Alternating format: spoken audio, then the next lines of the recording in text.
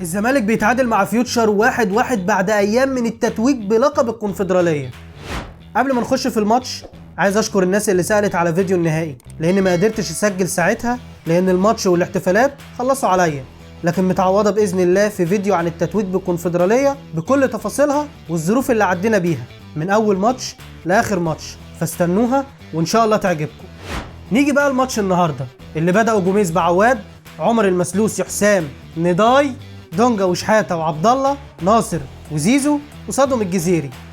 تشكيل مناسب وما فيهوش اي حاجه تتقال غير انه صح في حدود المتاح، وكده كده خلاص المعامله مع جوميز هتختلف لانه حقق اهم حاجه كلنا كنا عايزينها. مش معنى كلامي اننا نرمي فوط الدوري، اكيد لا، بس لازم نفهم ونكون واقعيين. فريق الزمالك ناقصه كتير قوي يا جماعه والله، وبطوله الدوري مش هينفع معاه الحزق واننا نلم بعض ونشد الفرقه والكلام ده. انا اسف والله ان انا بقول لك الكلام ده، بس صدقني هو ده الصح. عايز تتاكد من كلامي روح بص لك بصه كده على سكواد بيراميدز والاهلي عاملين ازاي وانت سكوادك عامل ازاي. يا راجل ده انت الدكه النهارده مش قاعد عليها غير واحد بس تبديله للدفاع، ياسر حمد.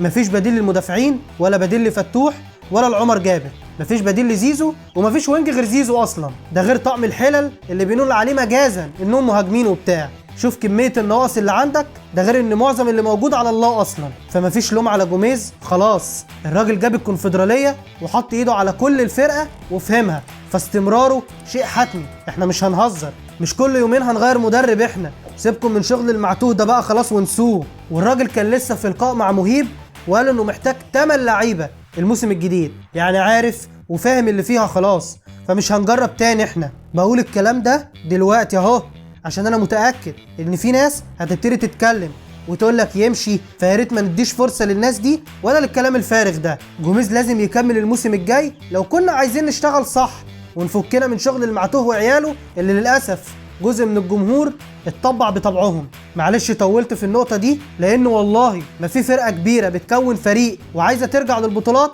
تغير مدرب حتى لو كانت بدايته سيئه، بتصبر عليه لحد ما يكمل مشروعه. ما بالك بقى بواحد بدأ معاك كويس وخد البطوله القاريه اللي كلنا عايزينها خلاص. بدأ الزمالك الشوط الاول بشكل كويس ونزل ضاغط عشان يجي عمر جابر اللي بيعيش احسن فترات حياته في الكوره، بيضغط وياخدها يديها لزيزو ويعمل الاوفرلاب وياخدها من زيزو ويرفعها للجزيري اللي بيحطها والاول للزمالك. لكن الفرحه للاسف ما كملتش عشان فيوتشر يستغل الشارع اللي عامله نضاي بغباء وناحيه الشمال. بيطلع حسام بيكشف ظهره، بتتلعب فيه الكوره، نضاي في غيبوبه تروح للواد عرضيه ينقذها عمر من على الخط، ترد تاني يحطها صادق في الجول. تعالى بقى نرجع نشوف الجون ده كده مع بعض واحده واحده كده، نبص على نضاي كده الاول. ايه اللي انا شايفه ده؟ ايه المكان ده؟ ايه الوقفه دي؟ ايه الفكره في انك واقف هنا اصلا؟ يا جدعان لعيب معتوه يا جدعان، ده لا يمكن يكون اتعلم كوره، ده مفيش دماغ. يعني سيبك بقى من الامكانيات والسرعه والمهاره، لا لا لا لا لا، ده مفيش، ده ما اتعلمش تكتيك كوره في حياته، مش ممكن. الواد واقف وهو سايبه وكل شويه يخش لنا العمق في كام كوره زي الكوره اللي قدامك دي، سايب الدنيا خالص وناحيه الشمال وداخل العمق ومفضي الدنيا خالص. ايه ده؟ ايه اللعيب ده؟ وتيجي في الاخر تقول لي اليوم جوميز. لا ونروح كمان للحاج حسام، ايه الطلعه دي؟ طالع ويا ريتك كابس على الكوره ولا ناحيتها وكشفت ظهرك عشان تتلعب العرضيه وما بقاش غير المسلوسي وعمر جابر بس. بتطلع ليه؟ انا ما اعرفش. خلاص لومنا نضاي لومنا حسام، بس في واحد تاني لازم يتلام، فتوح. هتقول لي ازاي؟ اقول لك والله فتوح البيه اللي بقى خلاص يلعب ماتشين ويتصاب ماتشين من اول الموسم وهو عارف ان مفيش غيره. هتقول لي دي اصابات هو هيعمل فيها ايه يعني؟ اقول لك لا، دي كلها اصابات عضليه يا اخويا، شد في الضمه، شد في الخلفيه، شد في السمانه، كله شد. ما ينفعش لعيب كبير اصلا ما يبقاش متاح بالشكل ده للفرقه، امال هو لعيب كبير ازاي؟ وبعدين ايه كميه الشد العضلي دي؟ اي واحد لعب كوره هيبقى عارف الشد ده بيجي منين، سهر وصرمحه وعدم التزام لا في اكل ولا في نوم. وبقول اهو من دلوقتي مش هنستحملك كتير، احنا مش فاضيين للعبط ده خلاص.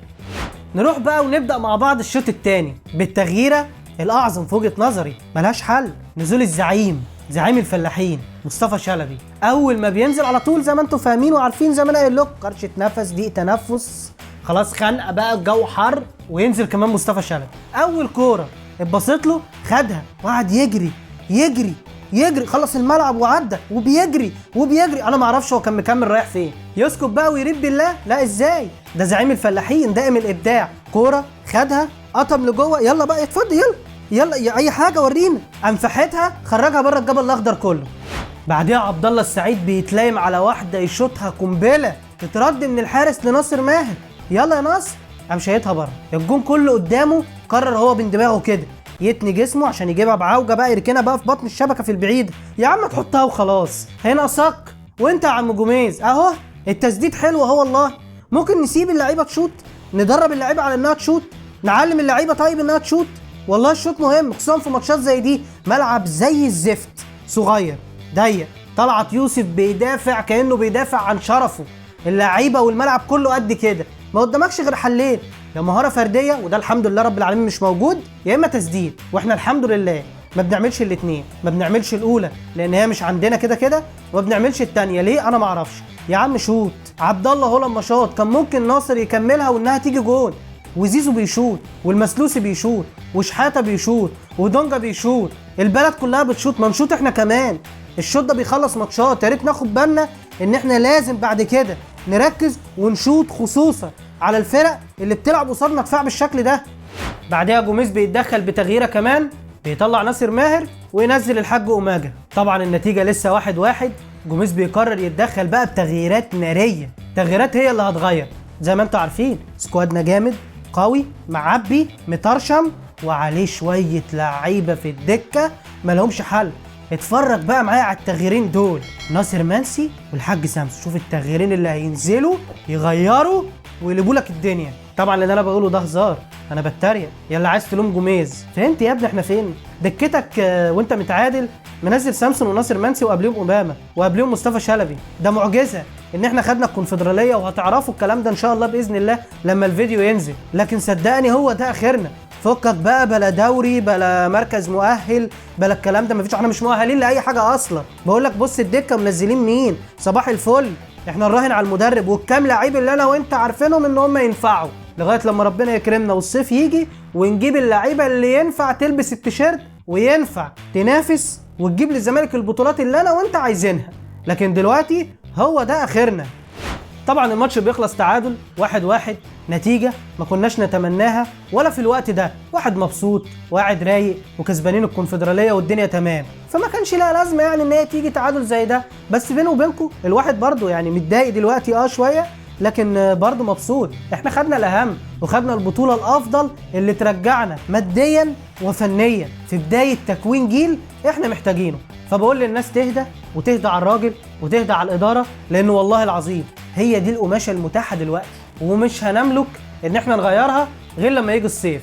فنهدى على نفسنا، لان انا متوقع لسه هنتعادل تاني ولسه هنخسر، والدوري ده اعتبروه ما جاش ومش موجود اصلا السنه دي. ما تحزقش في حاجه مش هتحصل، والله العظيم ما عندنا فرقه وما عندناش حتى بدل للمكسحين اللي عندنا. الدوري ده عشان تاخده فرقه لازم سكواد يكون كامل وقوي وعنده بدايل في كل مركز 1 و2، لكن احنا على الله. فنهدى كده وان شاء الله باذن الله نحط عينينا على الموسم اللي جاي. خلاص الموسم ده بتحقيق الكونفدراليه فهو بالنسبه لي جبر، لان هي دي البطوله الوحيده اللي كلنا نقدر نخطفها بامكانياتنا الحاليه. وقد كان عندك بقى سوبر تلطشه كاس تلطشه، لكن بطوله الدوري في ظل سكواد الاهلي وانه هيرجع، وانا بقول لك اهو هيكسب غصب عننا وغصب عنه هو شخصيا. وبيراميدز مع المدرب الجديد بيقدم اداء حلو قوي، لو محدش بيتفرج فيتفرج على بيراميدز عشان يفهم يعني ايه سكواد وفرقه قويه عندها بدائل في كل حته. فخلاص الزمالك بيك كتير قوي الموسم ده اخره تالت، ما فيهاش تاني يا جماعه، واكيد ما فيهاش منافسه يعني. فنهدى ونركز وخلاص، نعتبر الكام شهر اللي جايين دول هم بناء للموسم الجاي ان شاء الله، اللي باذن الله نجيب فيه اللعيبه اللي احنا عايزينها عشان ناخد البطولات اللي احنا عايزينها.